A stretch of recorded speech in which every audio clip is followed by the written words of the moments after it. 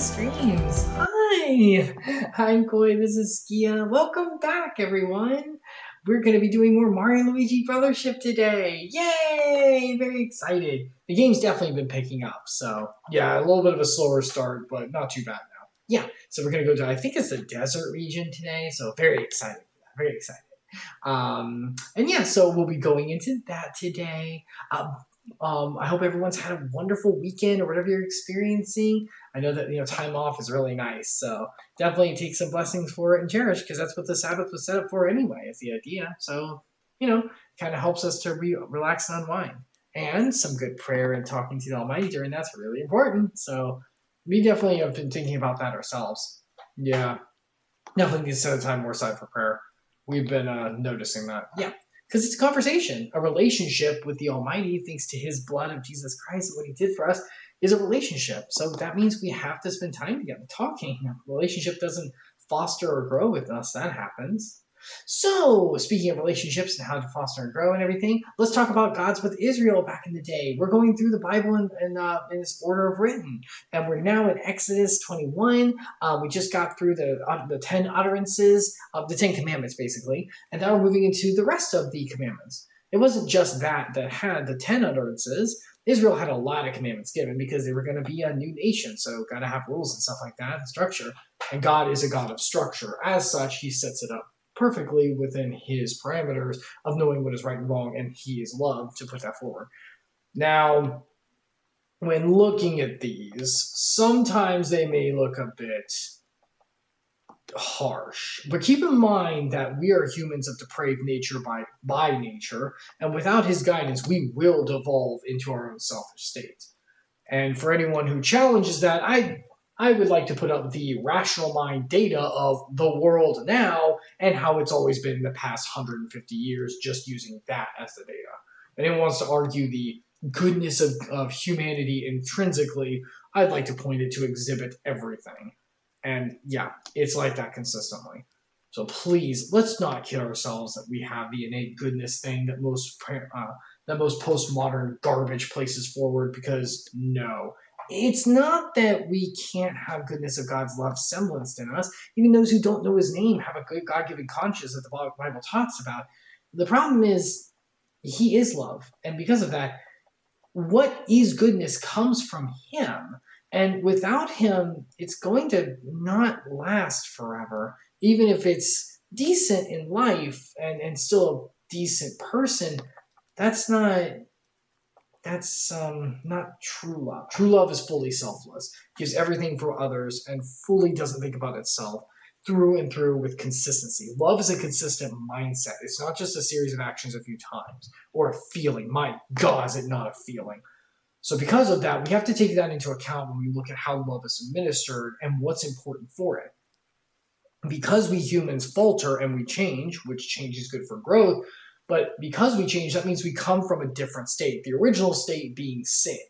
And because of that, only His blood can wash and change us from the inside out, as a heart of stone to a heart of flesh, as the Bible speaks of. This is a remaking of the internal entirely, which means before it itself does not exist in a way that can happen to move forward positively and grow on its own. It means that our body and spirit are kind of not in the best state originally because of the fall. So His guidance leads us to Him. And it's not just a series of laws to make us not do things. It's a series of laws to keep us safe and put, again, the heart in a posture towards Him. So we're going to talk about some laws today that Israel had. And I want, these laws are not Skia,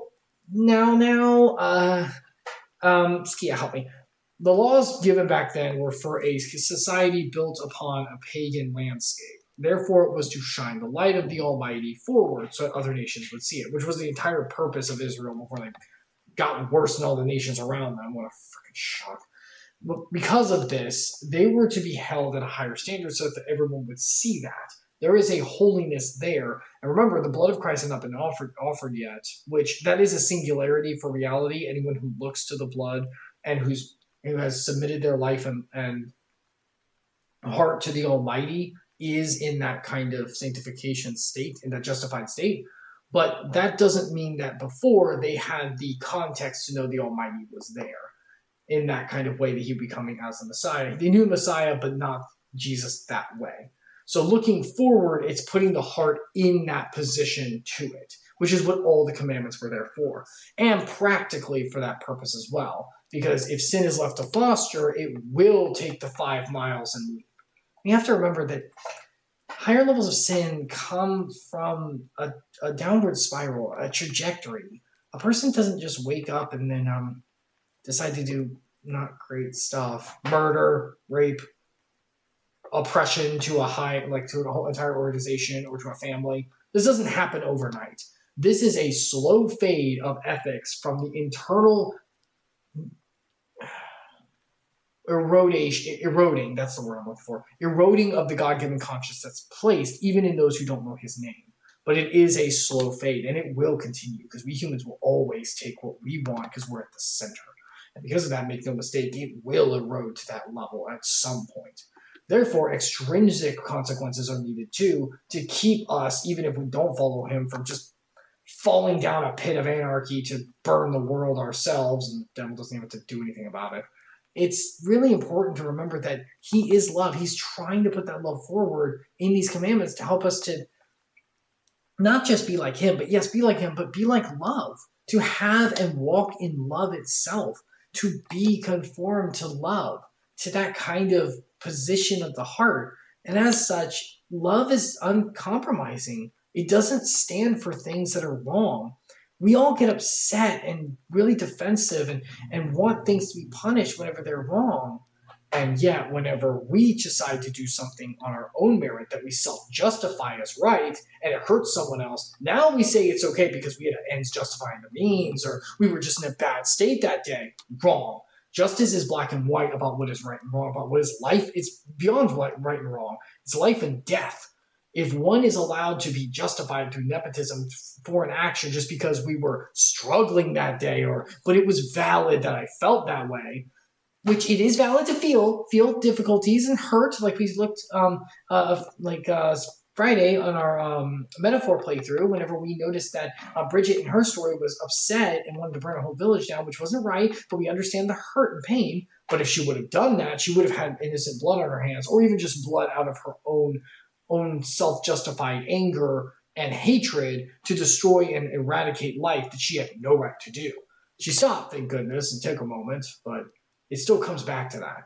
And that's why in the Beatitudes, Jesus says anyone who is in anger, which more of the hatred mindset, and enacts upon it and just kind of follows that, it's murder. It's straight murder. It counts as the same because the heart is what matters, and that will eventually lead to actions befitting and kinsmanship to murder, even if it's not the full action itself, which is part of what we're going to talk about today. All right, let's get into it. I'll do most of the talking. No, we need to say it. And I understand this stuff can be hard, by the way, and as the nicer, you can say nicer. I don't know if I'm nicer. You're the nice part of the version. Go ahead. It means more coming from you. As the nicer part of the mentality of Icarus here, even let me say that there's a reason this stuff is set up this way, guys. If we don't have ramifications and consequences for the heart turning to sin, it will end in death for the person themselves and everyone around them. It's not a game. I know we always talk about love and joy about the Lord, and that is true. That's what we want. And it's okay to enjoy things like we do here with streams and fun games. And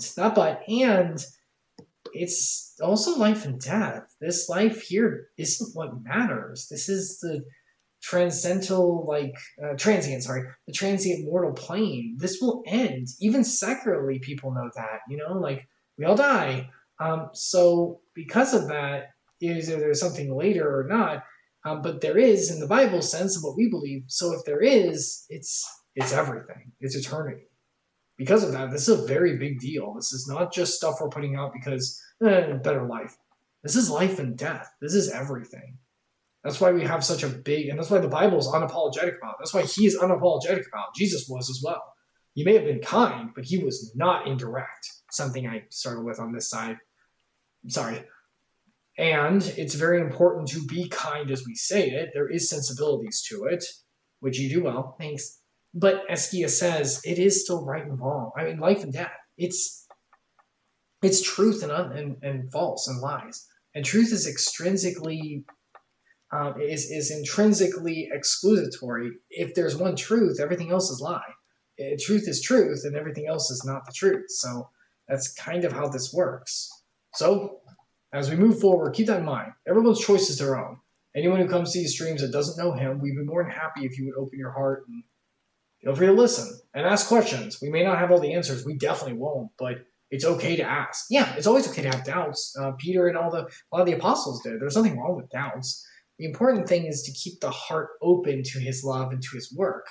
And work on the heart, as a therapist, we can tell you, which we are licensed in the state of Florida, is always hard. If it's uncomfortable, spoilers, it's probably where we need to be. Yeah, it's the unfortunate nature of what we're in with the fallen state. But it is beautiful as we move through it. It helps us to grow and reach new kind of pinnacles of love and that connection to it, which he is that again. So, sorry, a lot of pre-addendums to this just because it is a pretty serious topic. We should probably move in. All right. So we are going to talk about Exodus 21, and we're moving to the later points of this verse. Give us 1 second. Please don't blow up, computer. Now, keep in mind, as we move, by the way, again, the specific way this is done doesn't have to be emulated in today's world.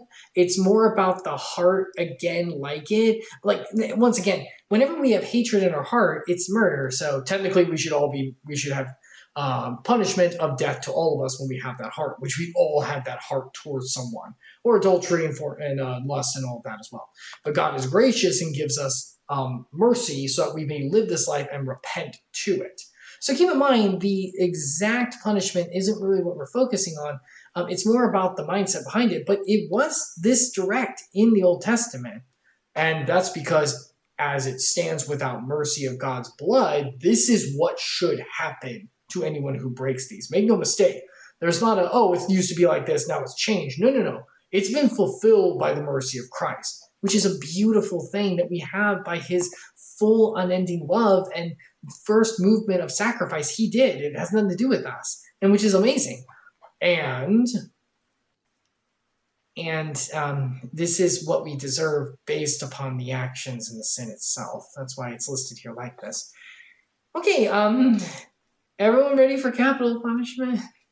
Hey, I know you hate this. I do, but I know it's necessary.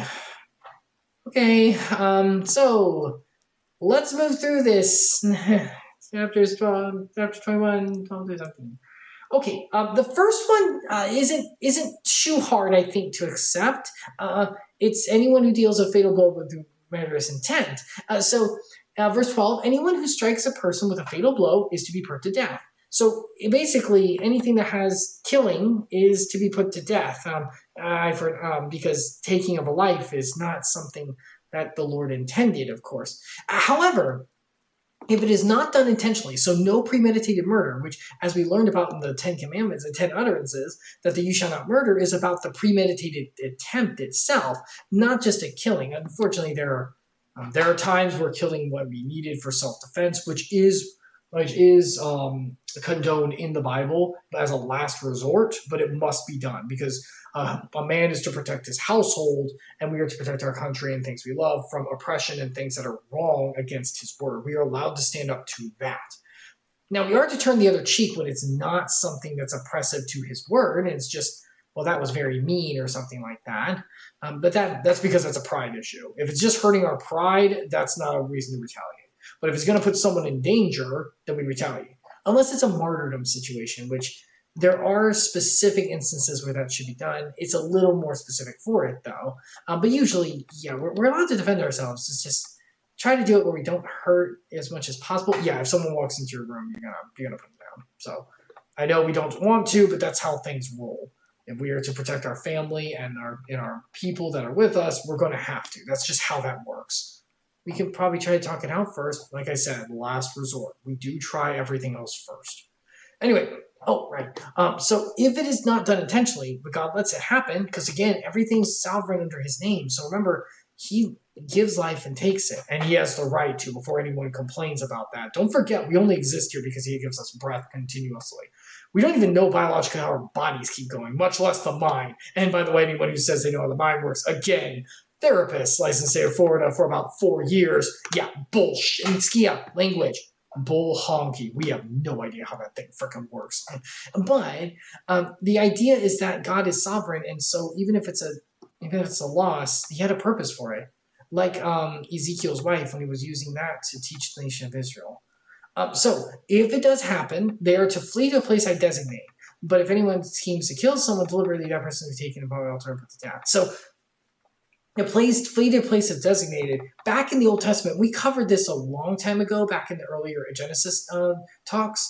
There were certain cities that were established as basically safe havens where if there was an accidental homicide or something like that, the person would go there. And as long as they were stayed in that city for a period of time, they were underneath the protection of the judge. And so, that way it could still be investigated because we don't just, jump to conclusions about what something happened. Like with Bridget back in metaphor when we went through that on Friday. But as verse 14 talks about, if anyone does scheme to kill by murderous intent, they are to be brought before the altar, before the Lord Almighty, and put to death. And there is no ifs, ands, or buts about it. That was a premeditated decision based upon one's own agenda and hatred. Therefore, it is reciprocated there. There is mercy. And those who have made that kind of choice still can't have the blood of Christ and redemption there. It is still available to them, but there are also worldly consequences. Keep in mind, we are guaranteed eternal life. We are guaranteed nothing on this mortal plane, not even happy events or anything like that.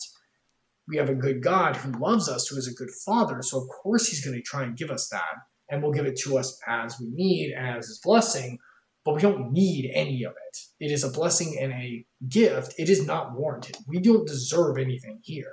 So if we go against that wonderful gift of life and take away someone else's, then what follows is a natural consequence. Again, eternity can still be open for eternal life. Keep in mind, the individual on the one side, both of them, both individuals on the sides of Jesus on the cross died. The one who besmirched his name and disregarded him, and the one who asked to be put in paradise and be remembered with a broken and contrite heart, which led to him being in heaven that very day, like Jesus said. And they both still died. The earthly consequence was still there, right? Jesus didn't say, well, you did great, so I'm going to amend this for now, and you get to live. No, they have the consequences, and that's important to remember. And with a heart that is turned towards him, a heart like that would accept the consequences in humility as well. If someone's truly remorseful about what they did in a murderous intent or something, they will be more than open to accept any consequence that follows.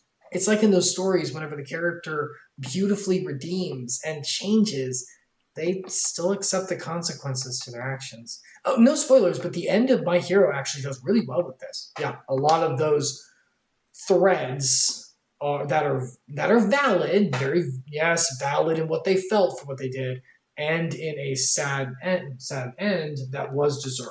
Yeah, but there's still mercy even in how they got to live up to that. We're not going to go into that, but yeah. So yeah, it's a big deal. So yeah, of course it's a big deal. It's someone's life. Yeah, it is. Okay, we were going to stop there before, but honestly, that would be a cowardly thing. I was the one who wanted to stop. It's not stop, but like put it off. We shouldn't put it off. Okay, next. Okay, yeah. Okay, Lord. Okay, well, preach the word, no matter what. So, we're putting verse 15 and 17 together. There's a 16 verse, and we're going to go into it after this. We just wanted to do these two together because obviously they kind of go together. So let's talk about honor to father and mothers. Oh boy. So, we know that the 5th commandment says to honor one's father and mother, and it's so important to do that. I don't remember, Skia, what episode did we talk about that on? Shoot. Crap. We should know this.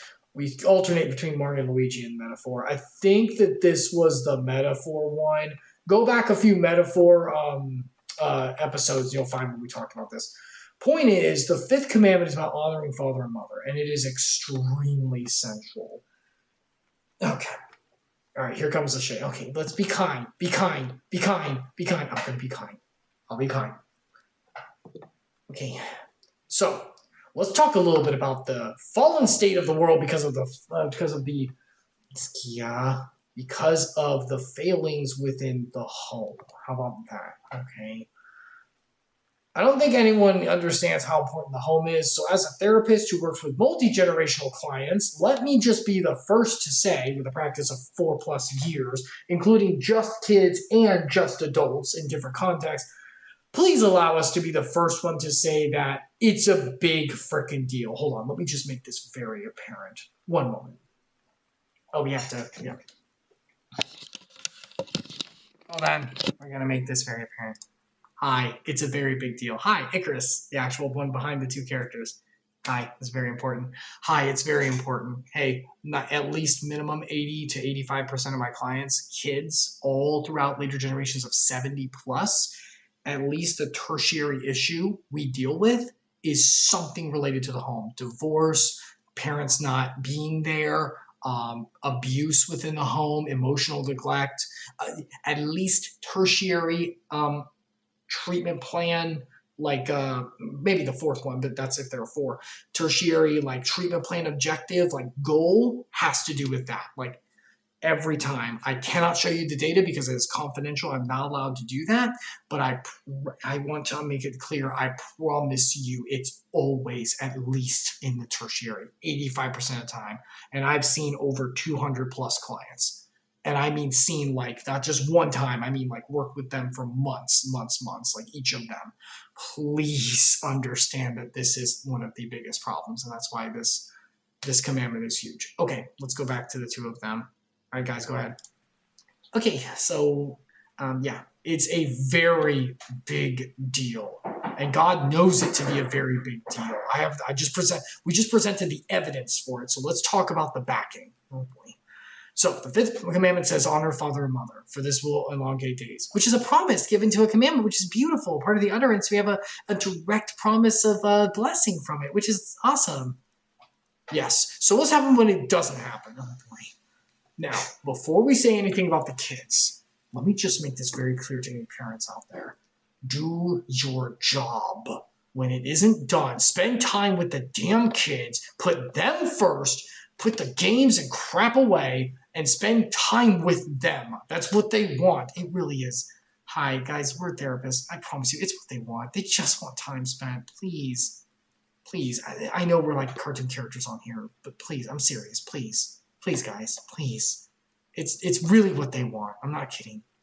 So whenever that is done, this is whenever this is talked about. But even if it's not done, and for any kid who shouldn't, by the way, be watching this because our streams are 18+, please ask your parents or make sure they're there. And hello, any parents who are here. We promise we're not trying to rag. We're just trying to speak God's truth because it really will be the best way, I promise.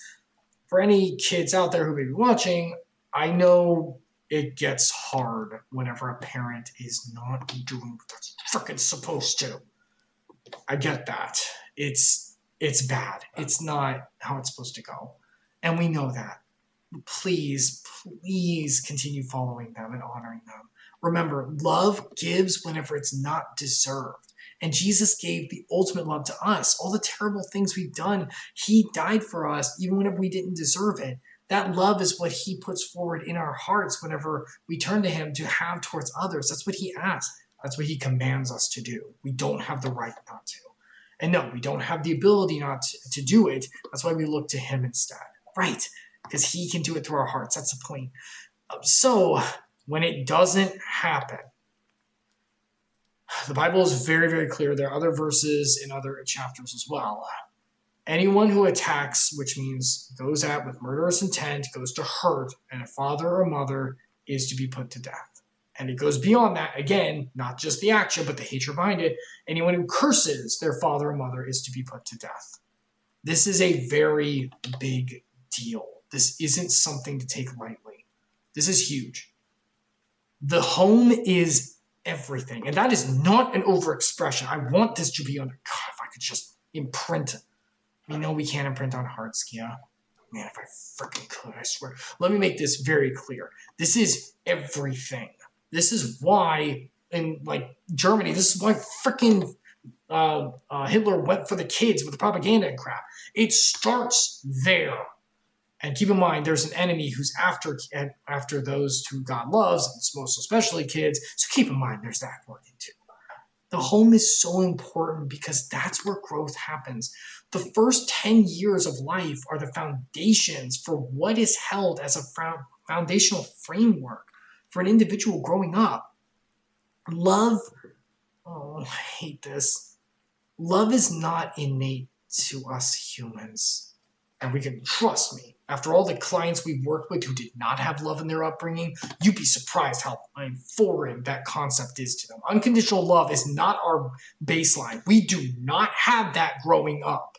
It is not as an understood baseline of our character as humans, not ever since the fall. And because of that, while we do have the semblance of conscience given to us, we do, that doesn't mean it etches in unconditional love as the baseline for how a person grows up. They will model what they see. And that's why, yes, any children who attack or go against the father and mother need to be put to death, because this is a besmirching of the natural order that God has. The parents are to be honored in all things, for they're the caretakers. They're the ones keeping the children alive. The children are, for all intents and purposes, especially in the older world, servants. They are. Say what you want. Well, kids have rights and everything. They don't. They really don't. Hell, in freaking therapy, they don't. Everything that a kid says has every right to be shared with any of their parents anytime. Now, we don't always do that. Sometimes it's more helpful to work it in later, to hold and help the parents understand not to ask at first. That way we can grow through it. But that's because the home is already broken anyway, and it's not an open channel like it's supposed to be in the first place.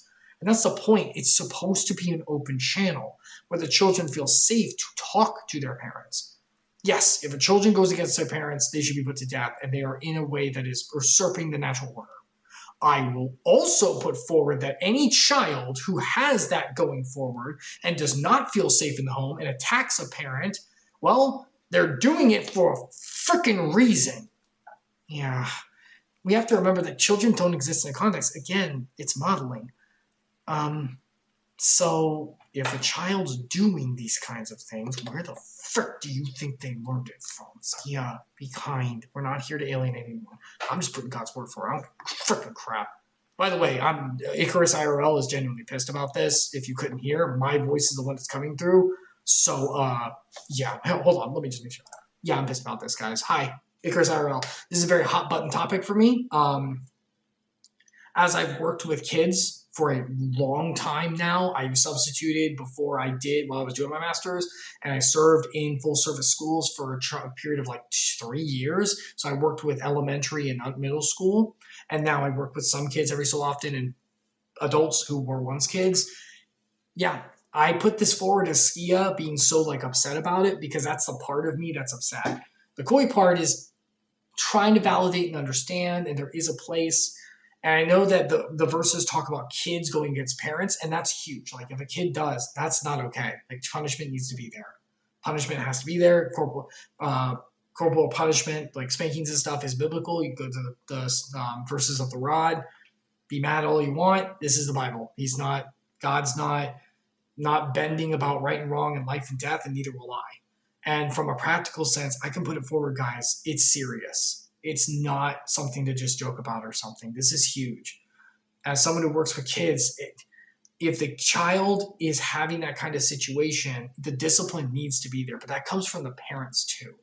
If the child's acting up, parents, I'm sorry, get it together. I just feel awful. I'm sorry. I don't care. Get it together, please. As someone who works with the kids, please, boundaries. Discipline, self-sacrifice to make that happen. Yeah, it takes time. Yeah, we as an adult have to validate and process our feelings and be ready. And no, I'm not an adult. I'm not a parent. I don't have one myself, but I work with numerous kids. And there are a lot of times those kids act up in therapy. I have to breathe, process my feelings and work with them. I can't discipline because I'm not their parent, but then do what I can, even when I'm talking to the parents, to be kind and open. Like, well, if we work this way, it's usually better. And that is good. I don't want to badmouth parents or anything there, but I do want to put that forward, guys. It's a problem. It's always been a problem, but especially in today's world, that discipline and stuff is not there. It's not there like it needs to be. And I see it with the kids, with the acting out, and also like the struggles. It's a parenting is a full-time job. Any stay-at-home moms or dads, God bless you. You're doing the work. And if you work too, that's fine. But it needs to be done.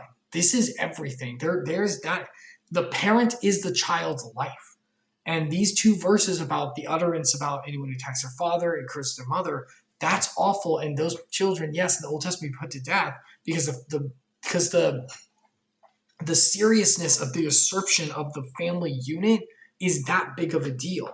God holds it as that big of a deal of this should not exist that way. There should be love and understanding, obedience by the children, and correct rearing and a man and a woman who are adults leading that place. Remember, they're in the lead. Yes, children need to obey fully, and the leadership will be held to double account. The ones who are in leadership are the ones who are going to have a double account or have the more responsibility. So that means any parents, this is a big deal. And so I just want to put that forward because, yeah, it's a big deal to God too. It's so much a big deal that the child, if it goes against that kind of way, done. We're done. Child dies. And it's that big of a deal. But also to the parents too. If parents have any hatred and anything in their heart toward each other or toward the situation, and they're like have bitterness and bile, that's death as well. That's warranting death. That's murder. This is a big deal. God demands 100% holiness because that's the way that life works. Without it, it devolves into entropy, self-centeredness, and just spiteful communication that has no open channels, and just a degradation where everything falls apart and then joy's lost and people keep looking for it in different ways, but then it goes even further away because they're not now on the right basis. I'm speaking from experience about what I've worked with clients, and I'm not trying to out clients or anything either. I'm trying to use it as an example. It works this way. This is how it works. That's why God has it this way. He's having it this way because it's life and it's how it works appropriately. So let's please follow it. So children, please honor parents, even if they're not worthy. And I know that you're a child, so that kind of maturity is, I get that. That's why God, yes, this is how the commandment was, we're put to death, but God has mercy, and that's why he doesn't just hold it now. That's mercy upon mercy, so that children are put to death now, fulfillment of Christ, and everything like that. But that's why it was like that in the Old Testament. And with the nation of Israel, it's like, look, that's why sacrifices were made. Like all the sacrifices we're going to talk about, the bulls, the rams, and everything. It was everything. This is the end is death. Now their mercy is done for offer up a bull and sacrifice for the mercy to be given, because it's an affront against the Almighty and his order, and it's an affront against love. It is a belittling and besmirching of the person's integrity and character to go against that and to hold defilement because I want something some way or something. So I know this is a big verse. I get it. And yeah, that's how things work in the Old Testament. That's how things work for the Lord. It's a big deal. Sin is not just, oh, it sucks. And trust me, I sin too. I've been struggling recently with certain things as well. It's not okay. I should be put to death, as the Bible says.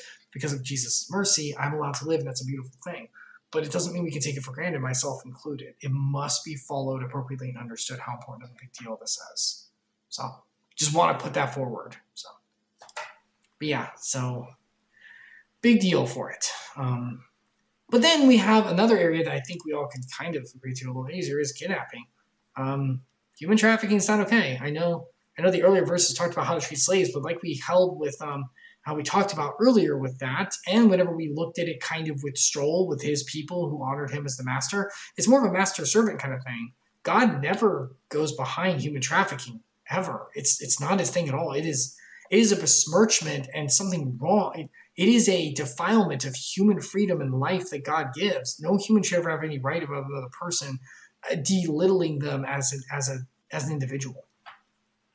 And to demonstrate this, as God says, anyone who kidnaps someone is to be put to death, whether the victim has been sold or stolen, kidnapped, or possession. It doesn't matter if they can turn the person back over. Death is the warranty. they took the person's life. It's as if they murdered them. And if they go into human trafficking or whatever, then their life might as well be over. God does not stand for this. Each individual has the right of freedom that he gave to live. Now, if anyone's going to take that life, it will be the Lord, of course. Or if the individual decides to enact something murderous upon another person and therefore forfeits his life by the other person defending himself. Other than that, life is to be honored always. Exactly. He is not behind human trafficking or anything like that. This is why life is honored in it. And that's why it's such a big deal with the past commandment about the children.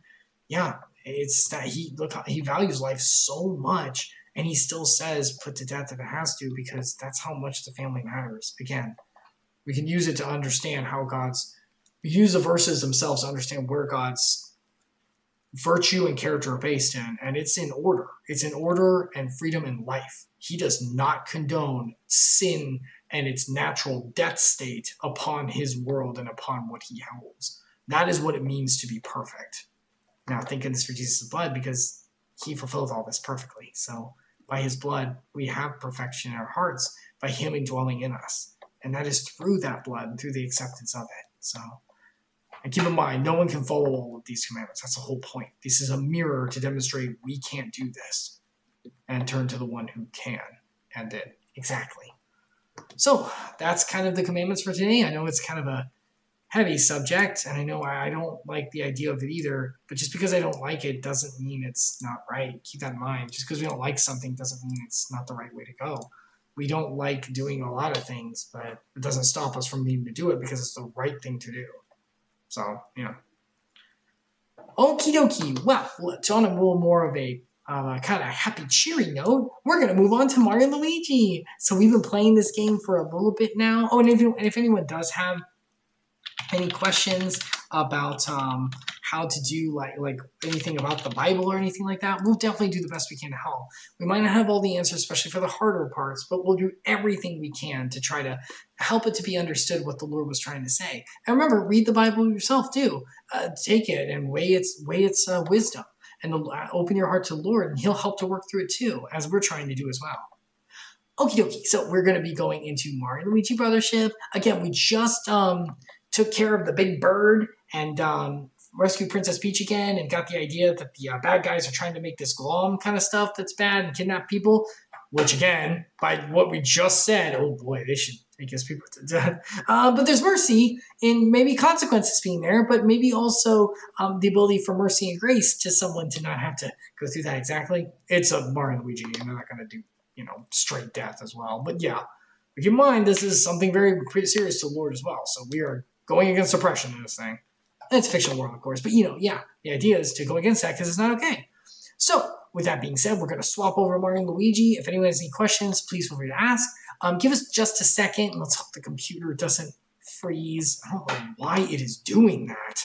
Every time we swap, I don't know. But if it does, just hold tight. We'll be back live in just as soon as we can, and we'll move into Mario and Luigi, and if we have to, we'll put both in the same playlist and just put the other one as the devotional time.